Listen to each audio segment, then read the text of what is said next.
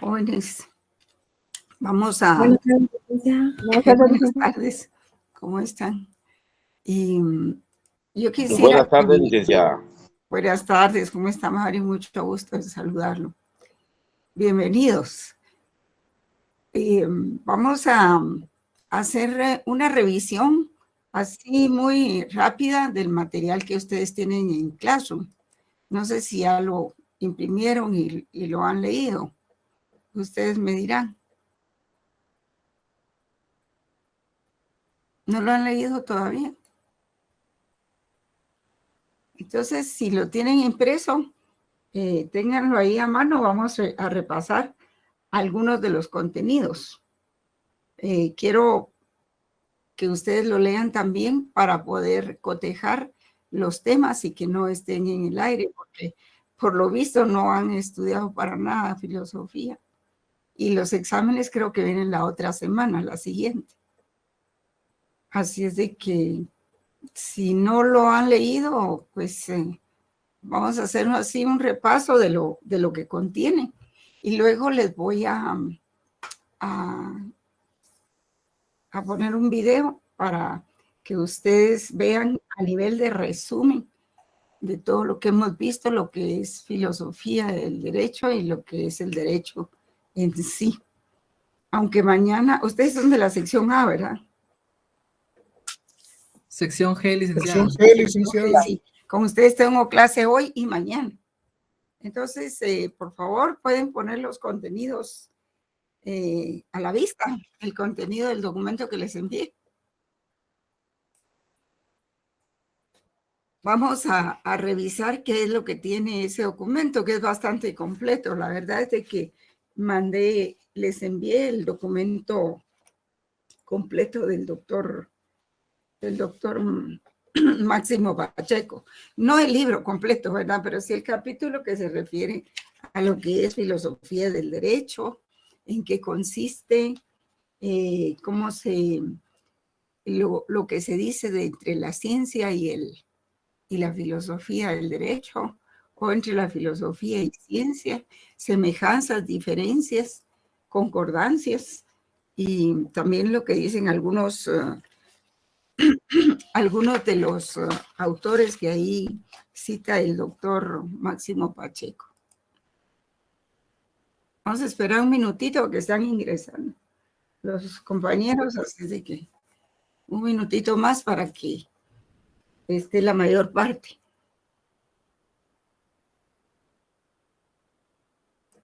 Mientras tanto, por favor,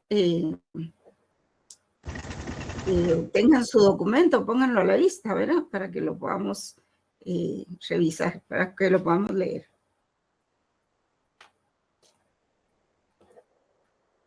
Les voy a dar unos 5 minutos para que logren, no sé si ya lo imprimieron o lo van a poner a la vista, como sea, ¿verdad? No quiero que llegue el examen y ustedes no lo hayan leído, ni siquiera una vez. Porque ahí está buena parte de lo que hemos visto hasta ahora. Y mucho más, ¿verdad? Mucho más.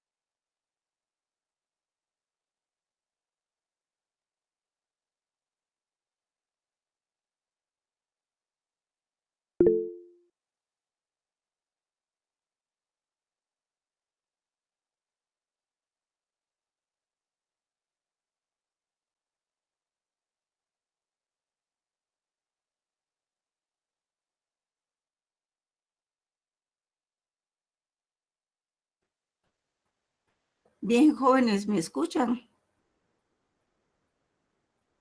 Sí, licenciada. Licenciada. ¿Me escuchan con Sí, claridad? licenciada. Es que no sé qué pasó aquí, se cortó la comunicación, pero bueno, ya estamos. Mientras ustedes logran poner a la vista de ustedes, ¿verdad? A su vista, el documento del doctor Máximo Pacheco.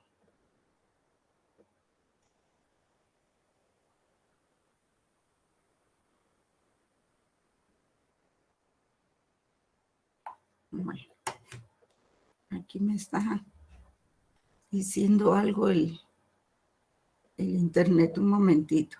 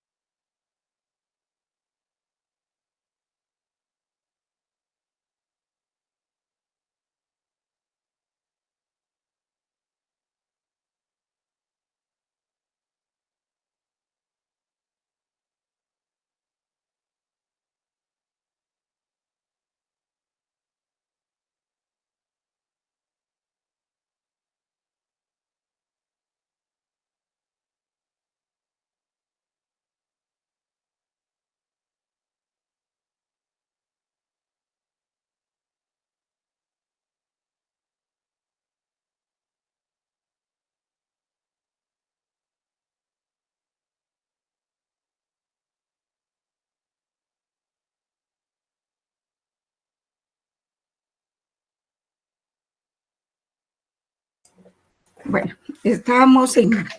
Bueno, el documento pues inicia con las explicaciones de lo que es filosofía en general, ¿verdad? Luego se dice ahí que es el estudio de todo aquello que es objeto del conocimiento universal y de los primeros principios acerca de las cosas y de la vida, ¿no? La filosofía puede dividirse dependiendo en gran parte del filósofo o del movimiento filosófico de la época histórica de que se trate. Sí, porque la filosofía pues siempre se basa, o los filósofos siempre se basan en lo que dijeron los filósofos anteriores. Por ejemplo, nosotros vemos varias etapas. Primero está la antigüedad, luego sobre la antigüedad que serían los griegos y los romanos, se funda lo que es el otro tipo de filosofía medieval, que es después de San Agustín de Hipona y de Santo Tomás de Castilla. Y sobre eso, perdón, Santo Tomás de Aquino, no Santo Tomás de Castilla. Sobre las escuelas tomistas y todo eso, pues se va fundamentando la siguiente etapa de la filosofía. Por ejemplo, después de la etapa medieval se habla de una etapa premoderna, ¿verdad? O antes de la etapa moderna. Y tiene su conjunto de filósofos también, ¿verdad?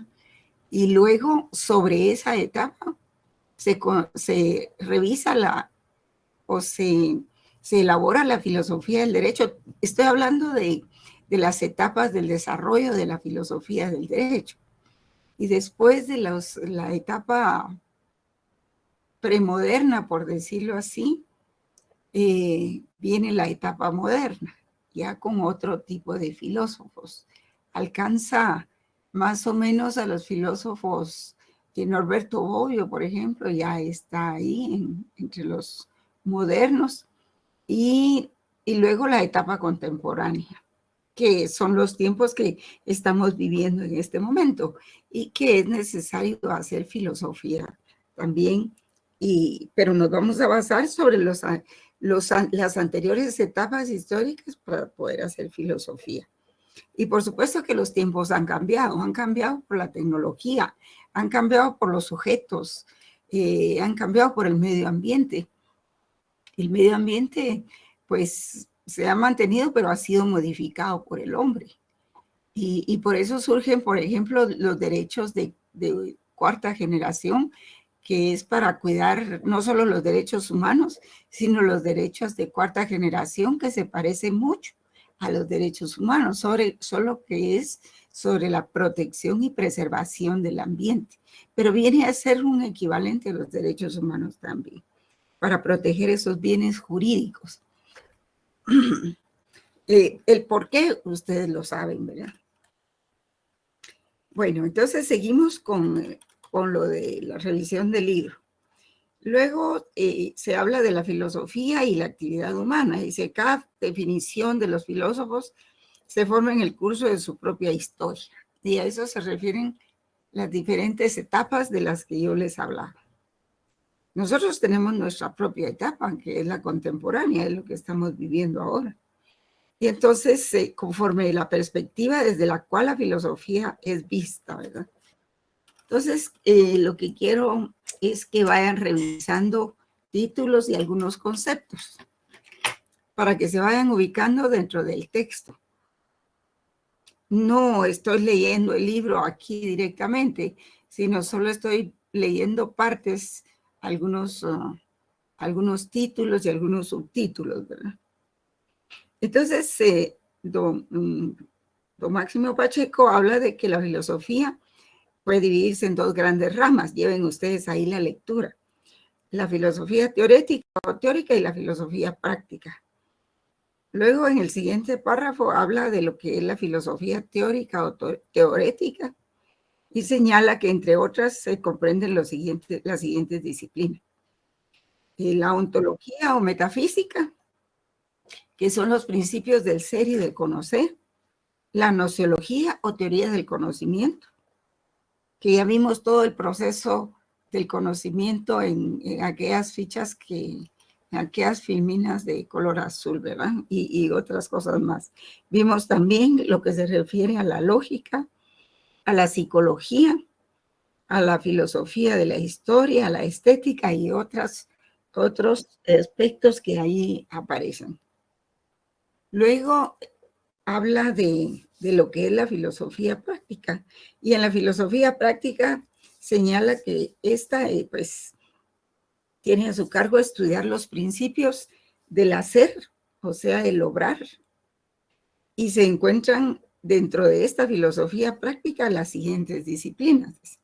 O sea, hay otras filosofías, pero como nosotros estamos en la carrera de Derecho, nos interesa eso especialmente.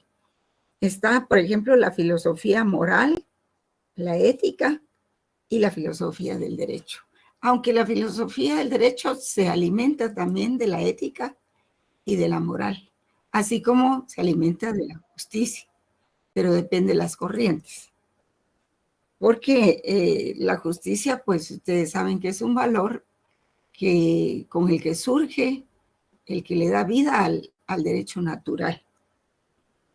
Y luego vamos más abajito y encontramos que dice, a fines del siglo XIX se amplió el contenido de las disciplinas filosóficas. No sé si ya lo localizaron. Alguien que me indique, por favor. Licenciada, disculpe, no sé si usted podría indicar más o menos qué página la que usted está leyendo. Desde la primera página, con los conceptos de filosofía. En la primera página les aparece el concepto de filosofía. Gracias, licenciada. ¿Lo encontró? ¿O no? Sea El sincera. concepto, sí. Es la 685. Sí, es que solo les di no les di el libro completo, solo les di el apartado que vamos a estudiar.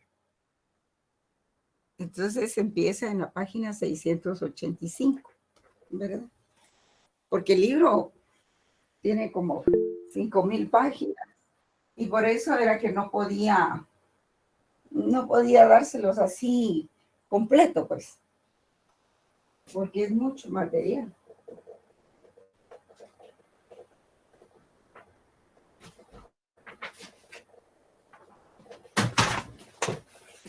O sea que la página 685 es la primera página del apartado ese que les di. ¿Es 685, jóvenes? No. Sí, licenciada, 685. Licenciada. Ah, bueno, muy bien. Entonces, ¿qué dice ahí en los títulos? Mejor me leen ustedes a mí. Título 1, Filosofía. Título 2, Filosofía del Derecho. Título 3, Ciencia. Título 4, Ciencia del Derecho. Título 5, Negación del valor científico de la ciencia del derecho. Título 6, Disciplinas jurídicas. Título 7, Técnicas del derecho, cuestionario. Bibliografía complementaria. Ah, bueno. Eso es lo que posee el documento a grandes rasgos, ¿verdad? Esos son los títulos. Dame un segundo.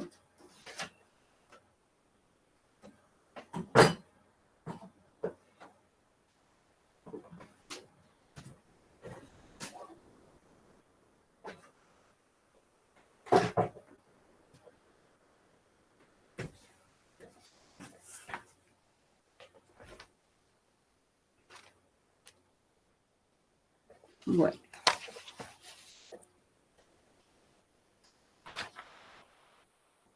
Entonces, en la primera página ustedes van a observar que dice filosofía y ahí proporciona el concepto, ¿verdad?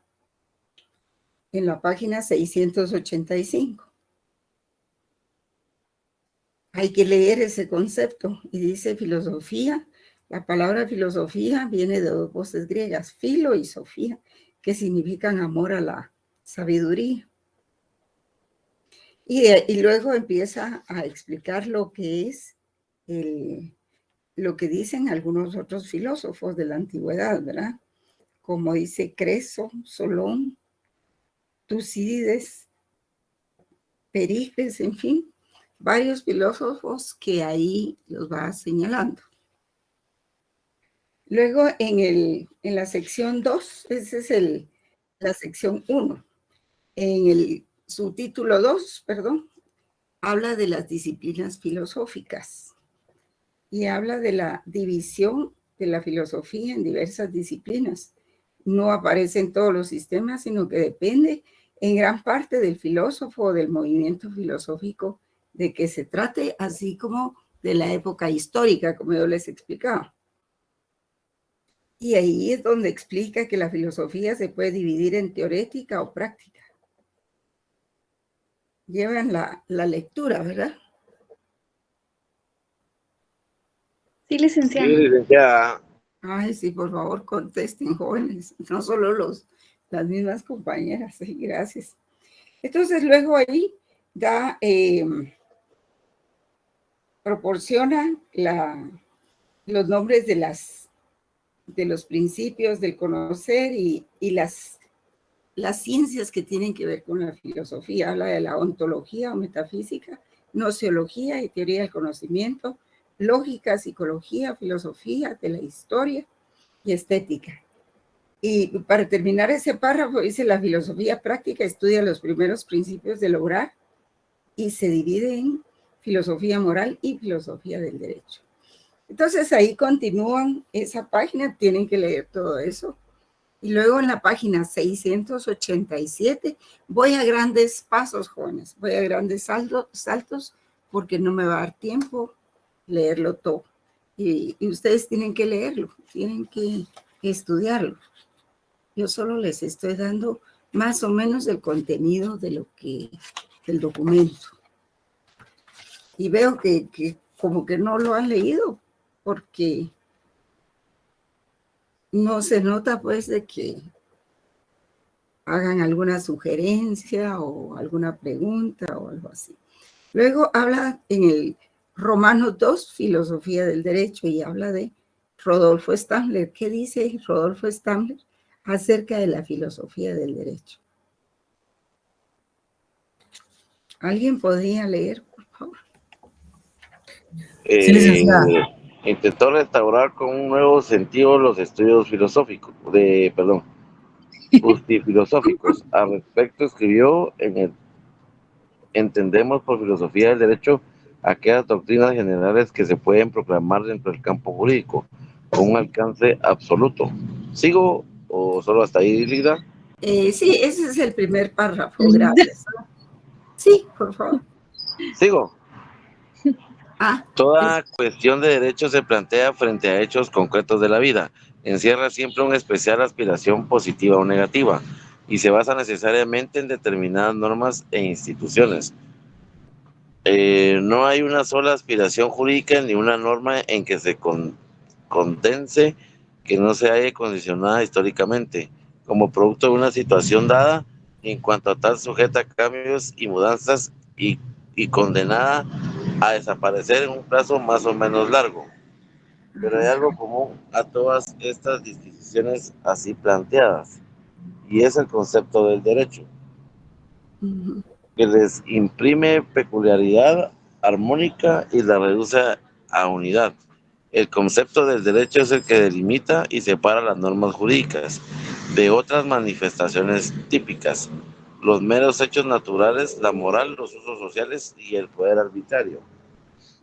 El concepto de derecho es, por tanto, una noción general y absoluta, la sustantividad siempre idéntica de una parte de las aspiraciones humanas, inseparable como tal de estas aspiraciones cualquiera que sea su modo de manifestarse, pero no entraña nada específico e inmodulable como las propias aspiraciones, sino que es, por el contrario, la esencia armónica que a todas las condiciona y las reduce a unidad dentro de nuestro espíritu. Queda con esto definido uno de los puntos que constituye la misión de la filosofía del derecho: desenvolver el concepto del derecho y ver cómo aparece en la vida humana. Misión de la filosofía del derecho es también, en segundo lugar, el enseñar en qué consiste la justicia. El concepto de derecho es una noción parcial que solo sirve para deslindar una categoría de actos de la voluntad humana frente a otras modalidades y categorías de la voluntad: la moral, los dictados convencionales y el poder arbitrario. Conceptos estos que hemos de empezar para limitar y definir con arreglo a notas lógicas características, pero resuelto este problema y por encima de él, surge enseguida otra cuestión, la de saber ser si son legítimos, incéntrica y fundamentalmente los dictados de la voluntad, así investigados y clasificados. Es en este un problema distinto que nada tiene que ver con la clasificación de los actos de nuestra voluntad en categorías diferentes, conceptualmente definidas.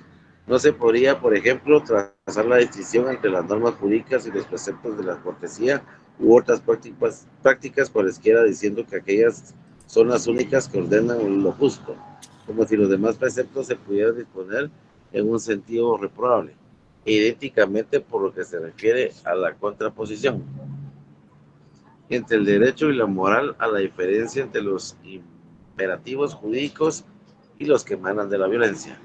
Muchas gracias. Bueno, puede seguir. Sí, terminemos esa parte. Cabe, por lo contrario, que todas las modalidades de la voluntad, sean cuales fueren, se demuestren intrínsecamente legítimas o dignas de reprobación de un modo concreto de manifestarse. La noción de lo justo y de lo injusto se secciona intrínsecamente los actos de la voluntad humana en un sentido distinto de la clasificación conceptual a que nos veníamos refiriendo. La noción de la justicia nace de la probabilidad de armonizar en nuestra mente de un modo absoluto todas las aspiraciones concebibles. Sí, sigamos hasta antes de Giorgio del Vecchio. Va, muy bien. Esta es una sola idea, y como tal idea una noción abstracta, noción de la totalidad de cuántos hechos son posibles en la vida humana. Claro que esta totalidad meramente especulativa no se debe concebir a modo de un objeto concreto determinado. De lo que se trata es ver si una aspiración cualquiera se armoniza con aquella idea de absoluta totalidad que abarca todos los posibles fenómenos concretos.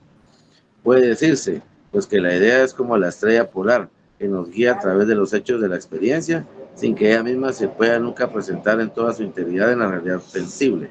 Después de fijar el concepto del derecho se le plantea, pues, a nuestra ciencia un problema ulterior. Se trata de esclarecer, en fin, último ideal, que la de informar y dirigir toda aspiración jurídica en los cauces concretos por los que se discurre, para que pueda clasificarse como fundamentalmente justa. ¿Dónde está? Este segundo punto de la misión de la filosofía del derecho se puede formular así. ¿Qué es lo que fundamentalmente constituye la idea del derecho? ¿Cómo puede la idea del derecho triunfar en la práctica? ¿Y cuál es su significación para la historia de la humanidad? Muchas gracias, compañero. Pero no sé si viene manejando o no, o no sé si es en la calle, pues se oye ahí el tránsito. Es que estaba fuera de la casa porque no me han abierto, pero ya me abrieron, perdón. Mire, pues.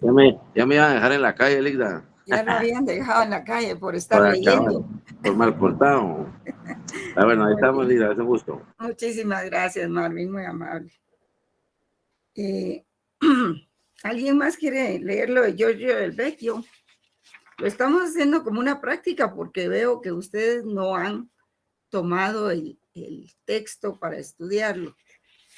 A ver, ¿quién más puede? Alejandra, Roselia. Sí, muy bien, licenciada, con mucho gusto. Muy bien, gracias. Giorgio del Vecchio, con posteridad, el insigne filósofo italiano. Giorgio del Vecchio, ¿verdad? Sí. Ajá. Muy bien. Del derecho Giorgio del Vecchio, de 1878 a 1970, estableció que la filosofía del derecho es la disciplina que define el derecho en su universalidad lógica, investiga los orígenes y los caracteres generales de su desarrollo histórico y lo valora según el ideal de la justicia trazado por la pura razón. Giorgio del Vecchio establece que la filosofía del derecho comprende tres investigaciones: lógica, fenomenológica y deontológica. Ninguna ciencia jurídica en sentido estricto puede explicar que sea el derecho en universal, sino únicamente lo que es el derecho o una parte del derecho. Es un cierto pueblo y en un determinado tiempo. La definición del derecho in general es una investigación que trasciende de la competencia de todas y cada una de las ciencias jurídicas particulares y constituye precisamente el primer tema de la filosofía del derecho. Como dijo con gran justeza Kant, las ciencias jurídicas no responden a la cuestión quid ius, que es lo que deba entender. Ah, sí, quid ius. Es que casi no miro. Sí. Que es lo que deba entenderse in genere por derecho, sino únicamente el derecho que está escrito, ¿verdad? Sí. El derecho que está escrito, muy bien. Quid, sí, que ha sido establecido como derecho por un cierto sistema. Si queremos conocer el derecho en su integridad lógica, esto es saber cuáles son los elementos esenciales comunes a todos los sistemas jurídicos. Debemos forzosamente superar las particularidades de estos sistemas y mirar al concepto universal del derecho. La definición de tal concepto implica y supone varias indagaciones, a saber, sobre las relaciones entre moral y derecho, sobre la distinción de los varios aspectos o momentos constitutivos del derecho, objetivo y subjetivo, y también sobre varios conceptos compenetrados con el del derecho o conexos con él. Por ejemplo, el de la coercibilidad, además de los conceptos de sujeto del derecho, de relación jurídica, etc. Todos estos temas pertenecen a la filosofía del derecho y constituyen una esfera propia de la investigación del mismo.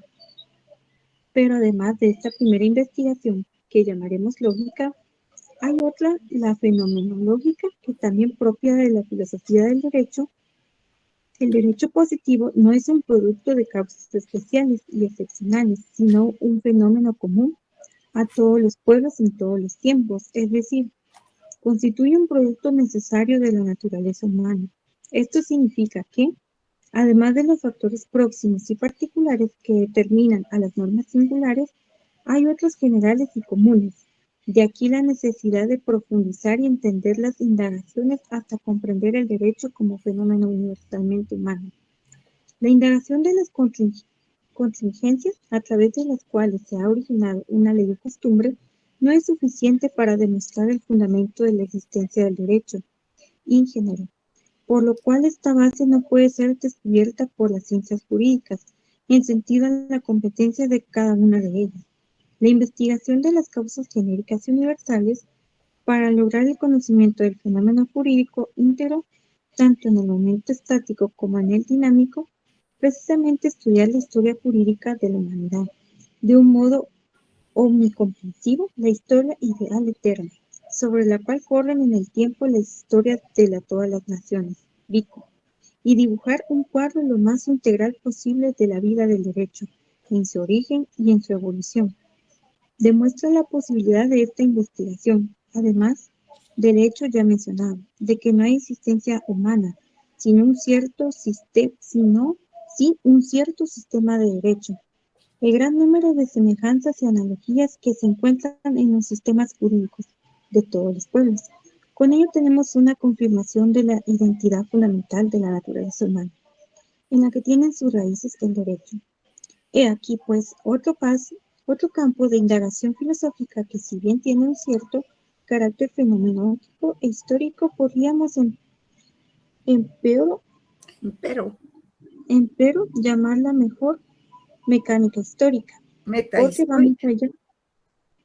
Metahistórica, porque va más allá de la historia particular de una nación, y por consiguiente más allá de la competencia de las ciencias que se refieren al derecho de una nación determinada. Muy bien. Estas son las dos primeras investigaciones de la filosofía del derecho. Más hay todavía una tercera, la deontológica. La mente humana nunca ha permanecido pasiva por completo frente al derecho. Jamás se ha dado por plenamente aquietada con el hecho consumado, como si fuese este un límite insuperable. Todo individuo siente en sí la facultad de juzgar y de valorar el derecho existente. Cada uno tiene dentro de sí el sentimiento de la justicia. De aquí la posibilidad de una investigación que es totalmente distinta de las que llevan a cabo las ciencias jurídicas en sentido estricto.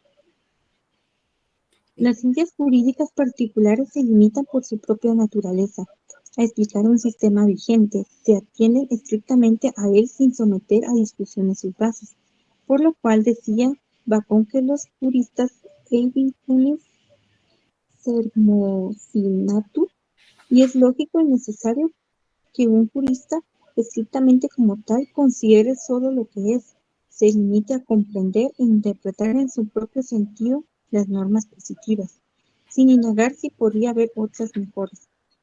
Pero además de esta especial actividad del jurista en sentido estricto, tenemos la necesidad humana de investigar y valorizar la justicia, o sea, el derecho tal como debería ser. Esta investigación deontológica se desarrolla de un modo autónomo y comprende la indagación del ideal y la crítica de la racionalidad y legitimidad del derecho existente. La filosofía del derecho, en esta específica función suya, investiga cabalmente aquello que debe o debería ser en el derecho frente a aquello que es, contraponiendo una verdad ideal a una realidad empírica. Bueno, muchísimas gracias. Sí, ven cómo los conceptos se van aclarando, porque Rodolfo Stammler, pues, da su definición de lo que es filosofía. Él es un filósofo alemán que existió hacia fines del siglo XIX, entre 1856 y 1938. Y como les digo, cada cada época de la filosofía que se analiza se va basando en los filósofos que ya analizaron los tiempos anteriores, ¿verdad? La historia. Por ejemplo, Rodolfo Stammler, repasando, ¿verdad? Dice ahí, entendemos por filosofía del derecho aquellas doctrinas generales que se pueden proclamar dentro del campo de lo jurídico con un alcance absoluto. Y dice, toda cuestión de derecho se plantea frente a hechos concretos de la vida. Encierra siempre una especial aspiración positiva o negativa y se basa necesariamente en determinadas normas o instituciones. No hay una sola aspiración jurídica. ¿Y qué entendemos por aspiración jurídica, jóvenes?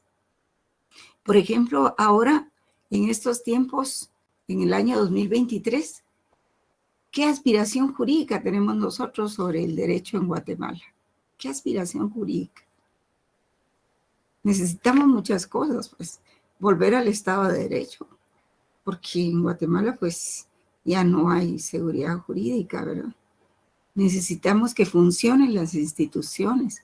¿Para qué? Para que haya seguridad, que haya trabajo y que funcionen todas aquellas actividades económicas que son necesarias para toda población. Necesitamos ese regreso, pero como se ve, va a ser muy difícil. Entonces, las aspiraciones jurídicas descansan en el derecho. Por eso es de que se estudia la filosofía del derecho. Para nosotros es muy importante. Bueno, ya pasamos los estudios de cada rama de la filosofía, pero para nosotros es muy importante realmente estudiar qué es lo que está pasando en la realidad, en la praxis de Guatemala, por ejemplo. Y ya no nos vamos a poner a estudiar lo que pasó en la Edad Media, a no ser solo como referencia histórica, que eso lo tienen que leer ustedes, la historia de la filosofía del derecho. Pero nos interesa abordar estos momentos, qué es lo que está pasando y qué va a pasar, como un diagnóstico y pronóstico, ¿verdad? Como decíamos antes. Entonces, Rodolfo Stammler dice, el concepto de derecho es una noción general y absoluta, la sustantividad siempre idéntica de una parte de las aspiraciones humanas, inseparable como tal de estas aspiraciones, cualquiera que sea su modo de manifestarse. ¿Y cómo se manifiestan las aspiraciones nuestras? Bueno, están las redes sociales, están las manifestaciones que se hacen en físico, ¿verdad? Están campos pagados, hay una serie de los comentarios de los mismos ciudadanos, ¿verdad? Entonces, el problema, por ejemplo, que tenemos en la universidad, que es una manifestación que ustedes están viendo toda la película de eso, y que es una aspiración del derecho, una aspiración del sector que trabajamos y que estamos en la Universidad de San Carlos, que lo estamos sufriendo. Entonces, esto de las aspiraciones humanas no es algo histórico, algo que ha sido claro que hubo en el feudalismo, en el esclavismo, en todos los modos de producción se ha dado y ahora se está dando también. Y entonces dice que el concepto de derecho es una noción general de la sustantividad siempre idéntica con las aspiraciones humanas. Si no hay aspiración humana, pues no tendría lugar el estudio de la filosofía del derecho. Pero no entraña, dice, nada de específico e inmudable con las propias aspiraciones, sino que es, por el contrario, la esencia que a todas las condiciones la reduce a una unidad entre nuestro espíritu. ¿Qué es lo que quiere el guatemalteco? ¿Qué necesitamos? O podría reducirse las aspiraciones a una pregunta, ¿verdad? Y entonces, con eso él define uno de los puntos que constituyen la misión de la filosofía, que es desenvolver el concepto del derecho y ver qué aparece en la vida humana.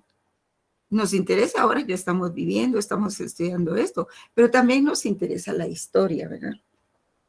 Entonces, la filosofía del derecho se está elaborando en este momento, ¿verdad? Distinta de la filosofía del derecho de los juristas, ¿verdad?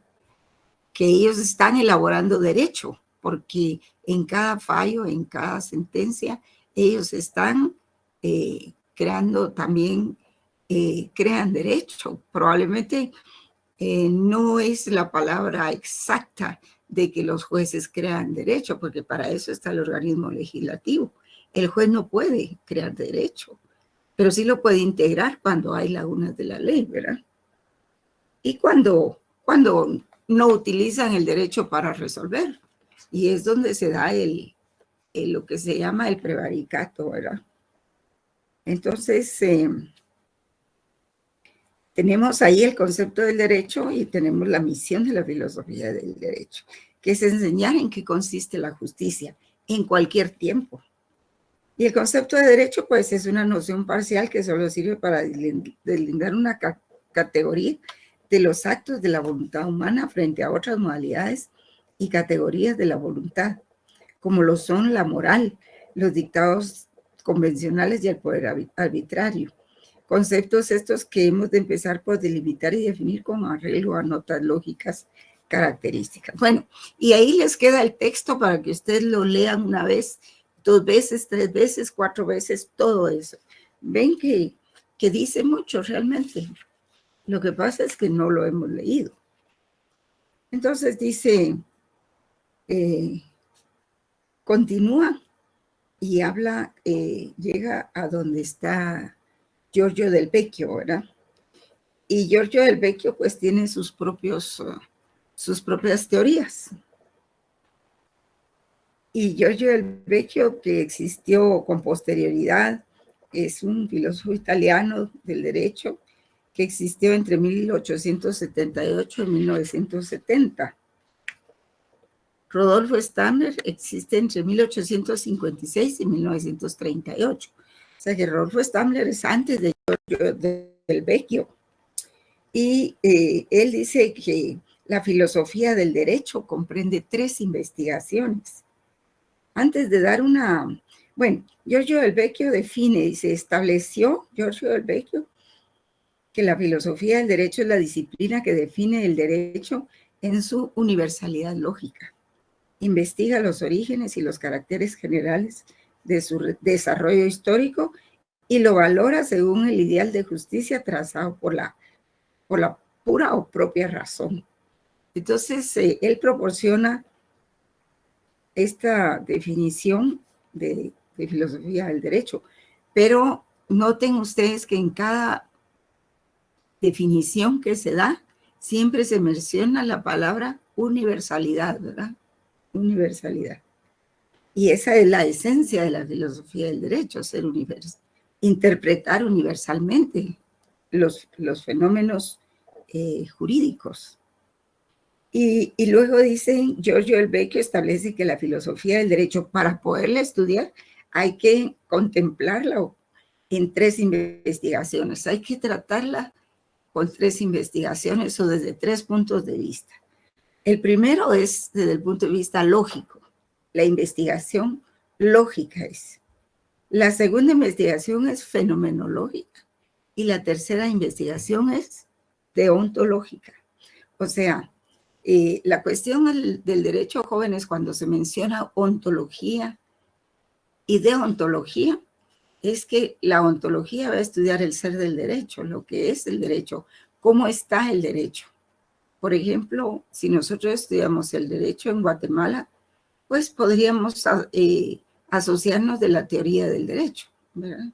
Lo que dice de la definición del derecho, de las normas, de cuáles son coercitivas, cuáles no, todo lo que ustedes vieron en Introducción al Derecho, me parece, o ¿cómo se llama? O Principios Generales de Derecho. ¿Cómo se llama ese curso que recibieron en primer semestre? Introducción al derecho. Introducción al derecho. Introducción al Derecho, bueno. Entonces ahí ustedes están estudiando el derecho como es, ¿verdad?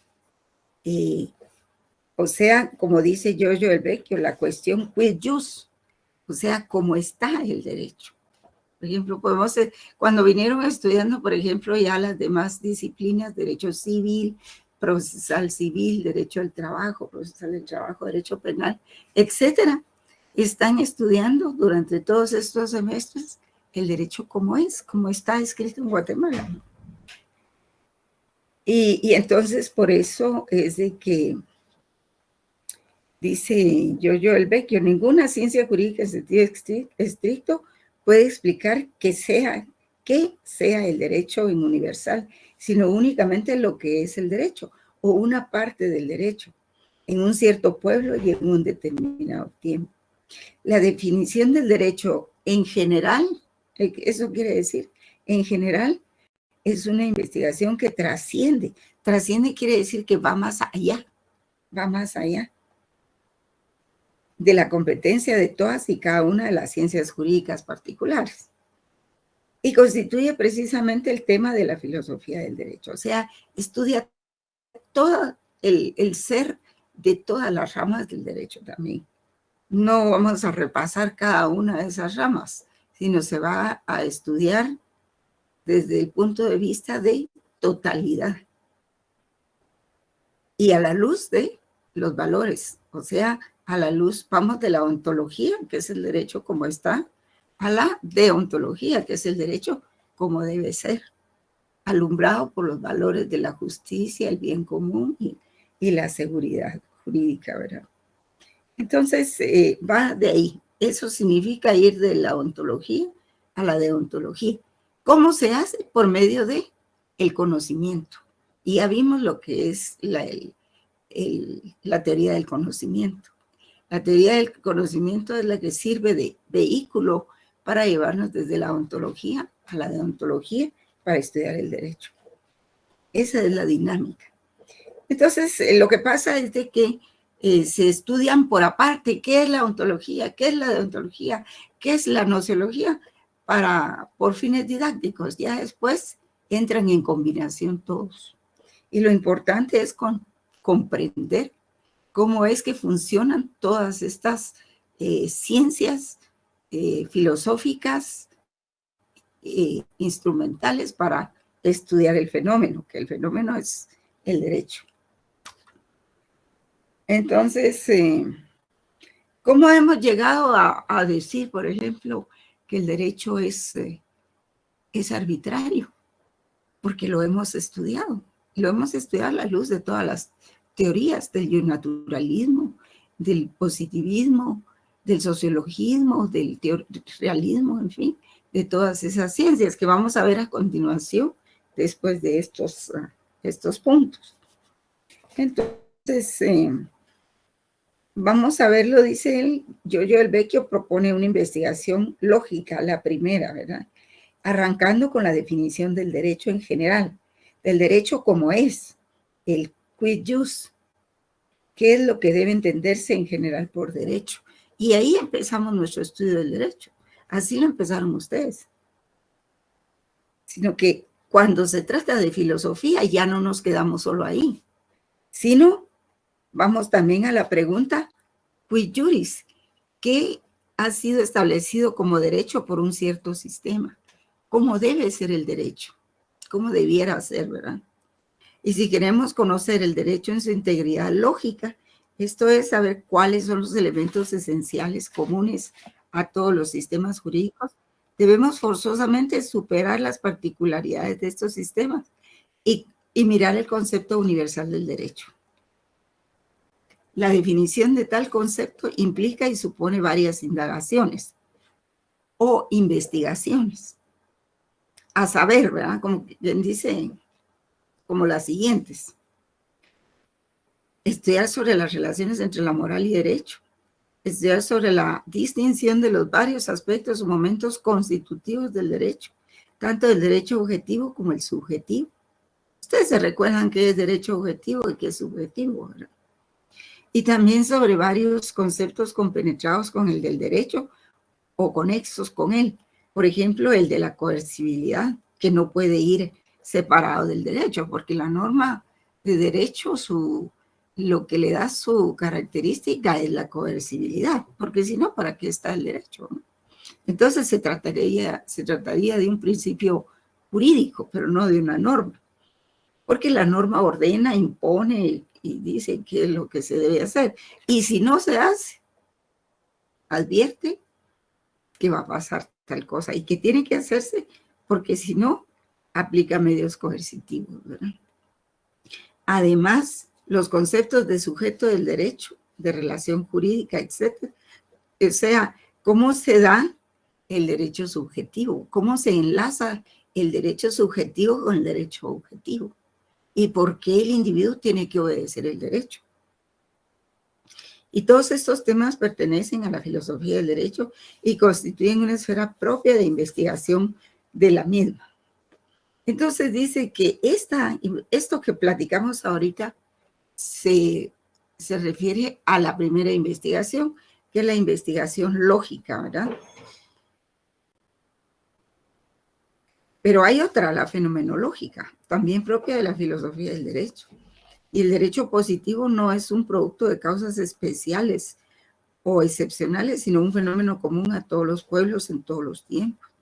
Constituye un producto necesario de la naturaleza humana. Sí, porque el individuo, el ser social, es, digamos, los hombres son seres sociales, pero se dan relaciones sociales, pero cada relación social está normada por una ley y de ella se derivan derechos y obligaciones. Luego, entonces, es un aspecto esencial del ser humano, su relación con el derecho. Siempre tienen que haber normas y ese es el derecho positivo, que no es un producto de causas excepcionales, sino es un fenómeno común a todos los pueblos en todos los tiempos. Constituye un producto necesario de la naturaleza humana. Entonces, ¿qué es el derecho? Es un producto de la naturaleza humana, ¿verdad? Eso significa que además de los factores próximos y particulares que determinan las normas singulares, hay otros generales y comunes. De aquí la necesidad de profundizar y extender las indagaciones hasta comprender el derecho como fenómeno universalmente humano. Y por eso es que él propone esa investigación fenomenológica, para ver cómo funciona el derecho en las relaciones sociales, interpersonales, en la praxis social. Cómo se da ese fenómeno, ¿verdad? Y hay que profundizar y extender esas indagaciones hasta comprender el derecho como fenómeno universalmente humano.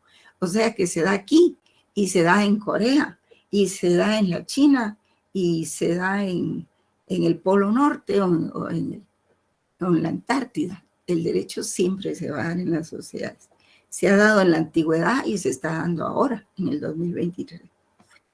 Entonces, la indicación de las contingencias a través de las cuales se ha originado una ley o costumbre no es suficiente para demostrar el fundamento de la existencia del derecho en general, por lo cual esta base no puede ser descubierta por las ciencias jurídicas en sentido estricto, porque teniendo por objeto un campo particular escapa a la competencia de cada una de ellas, la investigación de las causas genéricas y universales. Entonces precisa estudiar la historia jurídica de la humanidad de un modo omnicomprensivo. Omnicomprensivo es que se estudian todos los aspectos, ¿verdad? No solo el derecho en sí, también la economía, las relaciones socioeconómicas, porque ahí vamos a encontrar la tecnología y las relaciones sociales que se dan en las sociedades, que es lo que hace avanzar una sociedad. Y vamos a ver que el derecho muchas veces se ha quedado, se ha rezagado. Por ejemplo, cuando ya había surgido la investigación del DNA, del genoma humano y todo eso, todavía no habían normas.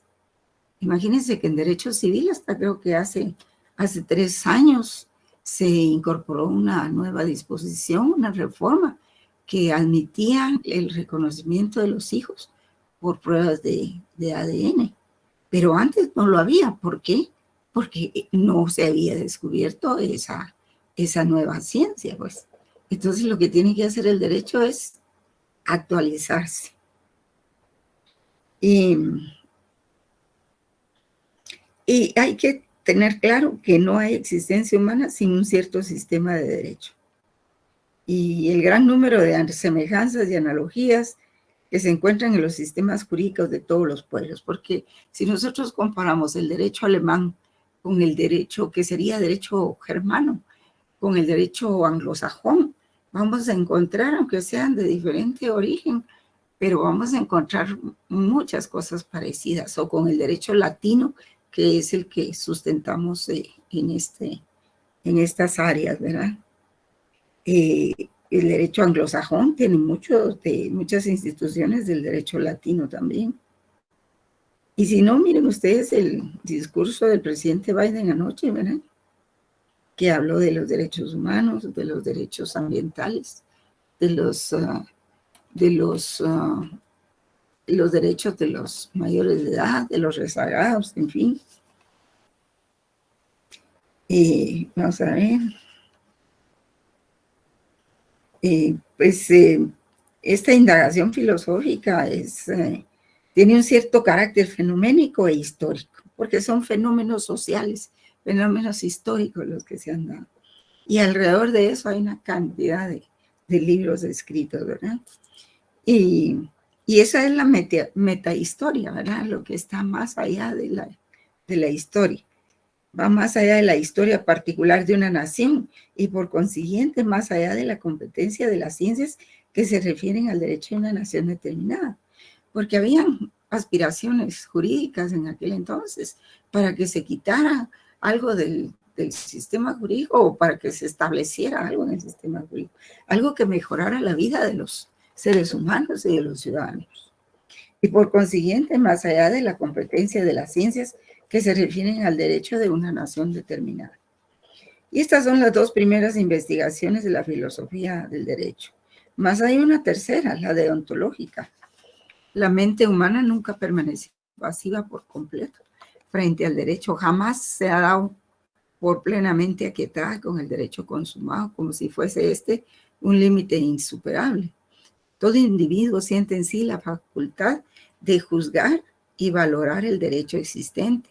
Cada uno tiene dentro de sí el sentimiento de la justicia, porque la deontología es lo que debiera ser el ideal que nosotros soñamos, ¿verdad? Por ejemplo, quisiéramos que el Tribunal Supremo Electoral no hiciera esas grandes separaciones o eliminaciones. ¿Por qué no dejan que participen todos los partidos políticos que quieran? Y que las elecciones se definan en las urnas, no que se definan en el Tribunal Supremo Electoral, porque ahorita se están definiendo ahí, precisamente ahí. Es como un video que aparece por ahí que dice, ya tenemos los resultados, pero las elecciones se celebrarán dentro de 15 días. Imagínense usted. Entonces, ese es el ideal. Y eso lo establece la investigación deontológica, lo que debe ser, lo que debiera ser. Todos tenemos el sentimiento de la justicia dentro de nosotros. Y aquí la posibilidad de la investigación, que es totalmente distinta de los que llevan a cabo las ciencias jurídicas en sentido estricto. Entonces hay que, digamos, separar las ciencias jurídicas particulares que se limitan a explicar el sistema vigente, estrictamente a él, sin someter a discusión sus bases, de dónde vienen esas normas, cuál era la tendencia dominante. Eso no lo ven las ciencias jurídicas. Y luego, después de todo eso, está el concepto de ciencias. No voy a terminar de tratar esto porque quiero que ustedes lo lean, ¿verdad? Entonces dice, al final dice, esta investigación deontológica se desarrolla de un modo autónomo. Y luego viene lo que es la ciencia. En el capítulo, en el numeral 3, concepto, dice, el sustantivo ciencia procede del verbo decir, que significa saber. Etimológicamente, ciencia equivale pues a saber. No obstante, hay saberes que no pertenecen a la ciencia. Por ejemplo, el saber común, ordinario o vulgar. Ese no pertenece a la ciencia. ¿Y cómo se llama ese saber común o vulgar, ordinario o cotidiano? Jóvenes, yo les di el nombre. Perdón. ¿Cómo se llama ese saber común? ¿Conocimiento empírico, licenciada? Ajá, muy bien, pero tiene un nombre en latín. ¿Se acuerdan de la teoría del conocimiento? Por supuesto que es conocimiento. Se llama doxa, ¿verdad? Contrario a episteme, que son verdades científicas. En consecuencia, es necesario precisar cuáles son las características del saber científico. Y entonces lo que hace aquí Máximo Pacheco es que empieza a señalar las características de las ciencias con relación a la filosofía, ¿verdad? Dice, las ciencias son diversas y más de una vez se ha suscitado el problema de determinar si es posible que todas las ciencias posean ciertos caracteres comunes. Y para algunos autores existen dos grupos totalmente diferentes de ciencias, las de la naturaleza y las del espíritu o las de la cultura. Otros se limitan a las ciencias naturales. Y hay quienes califican las ciencias naturales o a las morales, ¿verdad? Y entonces aquí en el numeral 3 de Romanos 3 también, señala la relación entre ciencia y filosofía. Y dice, y para eso se auxilia de las definiciones que proporciona otro filósofo que se llama Ferrater Mora, José Ferrater Mora. Tiene un libro muy bonito de filosofía, que dice que pueden darse 3 respuestas fundamentales a la relación entre ciencia y filosofía.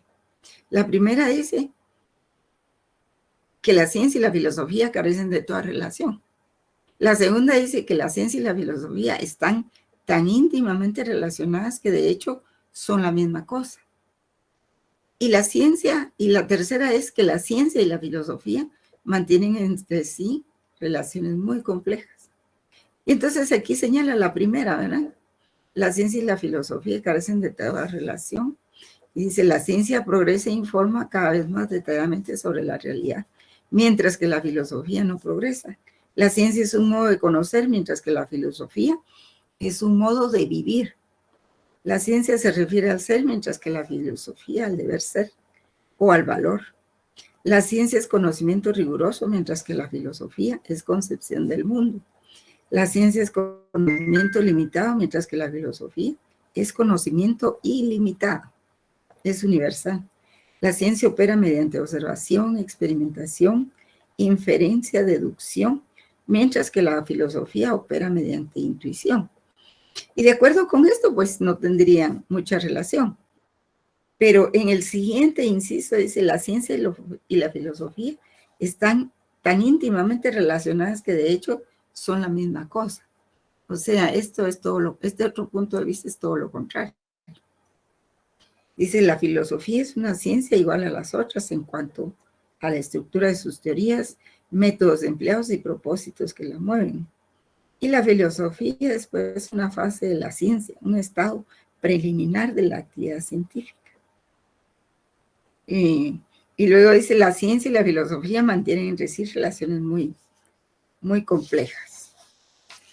Y la relación entre la filosofía y la ciencia es de índole histórica también, sí, porque las ciencias, a la vez que la filosofía, se fueron desarrollando en cada época histórica de la humanidad. A partir de cierto momento, eso se empezó a escribir.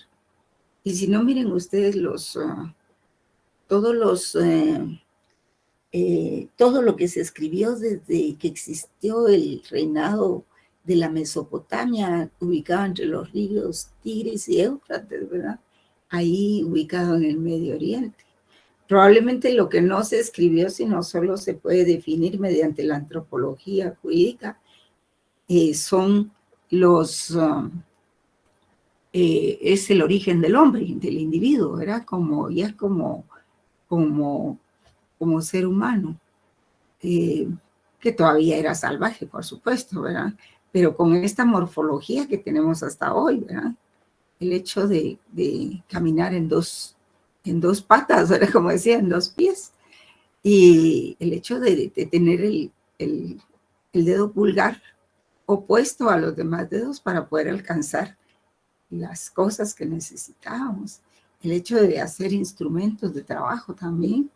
Fue cosas que fueron moldeando al hombre, al ser humano, como lo conocemos ahora, como somos ahora, ¿verdad? Fue parte de la teoría de la evolución. Entonces, la filosofía es además la reina de las ciencias, dice, porque conoce mediante el más alto grado de abstracción, ¿sí? La ciencia constituye uno de los objetos de la filosofía, por ello existe una filosofía de la ciencia. Y la filosofía es fundamentalmente la teoría del conocimiento de la ciencia. La filosofía se encuentra en relación de mutuo intercambio con respecto a la ciencia. Proporciona a esta ciertos conceptos generales, mientras que esta proporciona a la filosofía datos sobre los cuales desarrolla tales conceptos generales. Y luego hay una clasificación de las ciencias, que ahí lo proporciona él en la página 692, ¿verdad? Dice, según Francisco Bacon, un filósofo que fue prácticamente de la etapa medieval, 1561 al 1626, clasificó las ciencias según las facultades. Por ejemplo, la primera clasificación que hace es las ciencias que están en la memoria histórica, ¿verdad? Y dice la ciencia sagrada, la civil y la natural, ¿verdad? Que al principio todo se basaba en el derecho natural y en la idea de que las normas y todo lo que poseemos provenía de un conocimiento de un ser supremo, ¿verdad? Después eso fue cambiando porque entonces se vio que procedían del desarrollo del raciocinio humano, ¿verdad? Por eso dice, la primera es memoria, historia. La segunda es razón, cuando ya la ciencia proviene de la razón. Y entonces ya se crea la teología natural y la ciencia de la naturaleza. Porque si el individuo no sabía nada de nada, pues tenía que, en un afán de desarrollar ese instinto de estar bajo la protección de otro ser superior a él, pues crean las ideas religiosas, ¿verdad? Religiosas porque se le llamó así después. Por ejemplo, ahorita religioso o religión quiere decir religare, pero en un principio no se denominaban así, ¿verdad? Pero había una teología natural que era la creencia de dioses, ¿verdad? Como quiera que fuera, como fuera uno o fueran varios, como eran los mayas, ¿verdad? Politeístas. O después que ya solo fue un solo Dios, ¿no? Y ahí está la metafísica, ¿verdad? Que la metafísica es lo anterior a todo lo que conocemos, a todo lo existente. Y está la ciencia de la naturaleza también, que es la física propiamente. Y dentro de la razón ciencia está la ciencia del hombre. Y ya entonces las disciplinas originadas o derivadas producto del uso de la razón del hombre, como la lógica, la ética y la ciencia de la sociedad. ¿Por qué? Porque ya la sociedad ya existe y ha ido evolucionando y va creando valores de comportamiento para poder vivir en paz, ¿verdad? Y porque hay poder, y el poder es el que perfila muchas cosas. Entonces, ya en la época de la fantasía, dice, pues sí, ya después de la etapa medieval, ya más o menos en la modernidad, pues está Augusto Comte con las ciencias naturales abstractas y ciencias naturales concretas. Herbert Spencer en 1820, 1903, o sea, ya inicios del siglo XIX, con las ciencias abstractas. ¿Y cuáles son estas? Lógica formal y matemática. Porque hasta la Edad Media no existían las matemáticas, no existía el álgebra. Tampoco, había problemas con la moneda, pues. Pero en ese sentido siempre se las arreglaron las sociedades antiguas, como China, por ejemplo, ¿verdad? Como Mongolia, en la época de Gengis Khan y todo eso. Y están las ciencias abstracto-concretas, ya la física y la química, que en un principio era la alquimia, creo yo. Y luego se dan las ciencias más concretas como la astronomía, la mineralogía, geología biología, sociología, psicología. Ya es un avance, ¿verdad? Luego están las ciencias formales con Wilhelm Wundt, de 1882 a 1920. Ahí lo pueden ver ustedes. Matemáticas pura, ciencia química pura, por ejemplo. Están lo que le llama las ciencias reales, que son las ciencias de la naturaleza y las ciencias del espíritu. Las de la naturaleza, pues, son fenomenológicas, genéticas, sistemáticas. Y las ciencias del espíritu, pues, también son fenomenológicas, genéticas y sistemáticas. Ya entra aquí un poco el derecho. Ya como ciencia del espíritu, ¿verdad? Pero el derecho siempre existió, aunque no se le denominara derecho. Es el simple hecho de tener normas. Y después ya se vinieron otro montón de ciencias. Entonces aquí es donde empieza la definición de qué es ciencia del derecho. Y cuando estamos hablando de la definición de ciencia del derecho, lo estamos viendo desde un punto de vista ontológico, ¿verdad? Estamos viendo prácticamente lo que es la teoría del derecho. Dice, las expresiones ciencia del derecho, jurisprudencia o dogmática jurídica pueden ser empleadas con 3 alcances distintos.